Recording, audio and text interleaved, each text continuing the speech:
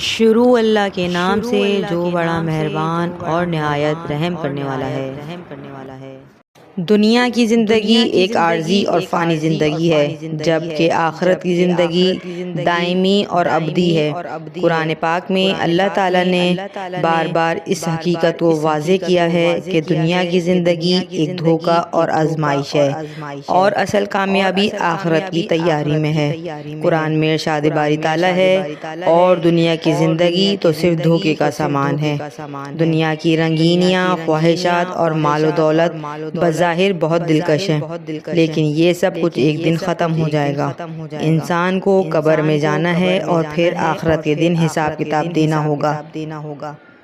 حدیث شریف میں آتا ہے، رسول اللہ صلی اللہ علیہ وسلم نے فرمایا، عقل مند وہ ہے جو اپنی خواہشات کو قابو میں رکھے اور موت کے بعد کی زندگی کے لیے تیاری کرے۔ یہ بات ہمیں سوچنے پر مجبور کرتی ہے کہ ہم اپنی زندگی کو کس طرح گزار رہے ہیں۔